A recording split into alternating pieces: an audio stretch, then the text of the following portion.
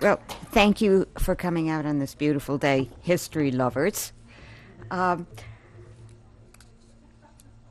we were driving up here. I live in Palo Alto, so my husband and I were driving up here, and I thought, we are the most fortunate people on the planet in all of history to live in California. It is just so gorgeous up here. Palo Alto and the South Bay is beautiful, and it changes character. The terrain, the entire environment changes character after you go over that wonderful Golden Gate Bridge. And here we are in beautiful Corte Madera, and so it's a pleasure to be here. You can't hear me. Aha. Is this better? Okay. I'll speak up also. I'm going to start by talking about how I happened to write this book. And we have to go back into history all of 3 years when, if you will recall, 3 years ago, it seemed certain that a woman was going to be the Democratic candidate for President of the United States and then win the election. Things changed a lot and very quickly, but there was 3 years ago no competition on the horizon. And so as I thought about this woman who was about to become our first woman president of the United States, I realized she had been a first lady, and I had worked on a first lady for 30 years of my career. And I had worked on the political relationship of a very famous first family, the Adamses. And it seemed appropriate then to write a book about the Adamses. There has been no prior double biography of Abigail and John. There have been wonderful biographies of John Adams and some very nice ones about Abigail, but none of the marriage. And so I decided to write about the two of them in tandem. And my interest in Abigail goes back 30 years to the beginning of the women's movement. And at that time, I'm trained as a colonial historian. I did Puritans in the entire 17th and 18th century. And then the women's movement came along, and I was teaching in Southern California, and I didn't know how to do women's history. There were very few books. If you went to a bookstore 30 years ago and looked for a shelf on women's books, there were very few of them. The only way I could think to do women's history was to write a biography of a woman. And I looked through the who were the possible well-known women in that era. There was Anne Bradstreet, but she was a poet, and I don't do poetry. There was Mercy Otis Warren, who wrote the first history of the American Revolution, but she left very few papers as well.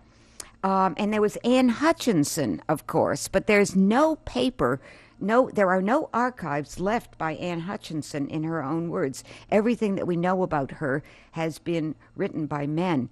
And then there was Abigail Adams, and she left letters. And as I started reading her letters, it was love at first letter. And I realized I could work on Abigail Adams. And there were at the time very few biographies of her that had been written in recent times. There had been biographies in the 19th century and around World War II, but no contemporary biographies of Abigail. So I started out writing a biography of Abigail Adams, and this was a good 30 years ago, and finished it, and it was a chronological history of her life from birth to death. And just about the time I was ready to publish, a couple of biographies did come out about her, and I realized that my biography was not different than the other biographies that came out about her. And the salient thing about all of them was that all of her biographies had as its protagonist, its main character, its hero, John Adams. And the reason was that John was involved in all of the great historical events of the period, so that when you start writing a chronological biography, you keep landing at the Stamp Act Congress, or the First Continental Congress, or the Peace Treaty, or one or another of the very famous events in which John was involved. And the consequence was he was the hero of all of her biographies. So I started thinking about how I could write about her and keep the focus of the book on her. And it occurred to me that if I wrote about topics in her life, topics in a woman's life, that I could keep the focus on her. So that's what I did, and that's why I've written so extensively about Abigail Adams. I've written 2 books about Abigail, because each one of them is written not chronologically, but on topics in a woman's life, about being a wife, being a mother, being a mother-in-law, about issues that were important in women's lives in the 18th century as well as today, very often. And so I wrote a chapter on the correspondence between Abigail Adams and Thomas Jefferson that focused on the way women and men use language differently.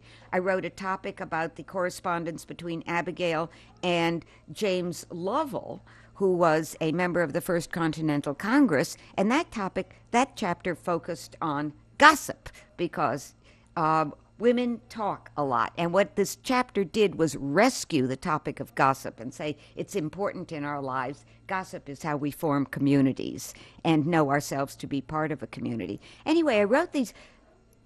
So I've written for 30 years about Abigail Adams, and along came the Clinton candidacy, and I thought, wow, now is the time I should start writing about the marriage and focus on the marriage of Abigail and John, which I did do. Of course, history changed in 3 years, and Hillary has become instead Secretary of State. But that was my starting point for this book. Nevertheless, when I started, I was left with the same challenge that I had faced when I wrote chronologically about Abigail. That was how to write a double biography and keep the focus on Abigail and not let it move over onto John. And the way I did that, the way I decided to do that, was to move John Adams out of the political or the diplomatic sphere and move him into the domestic sphere, the family sphere.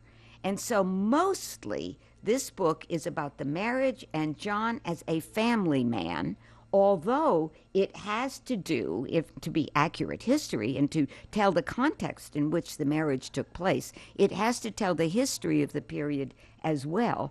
And it does tell about John's diplomatic and historical participation in the revolution, but the focus is always on the family, I hope.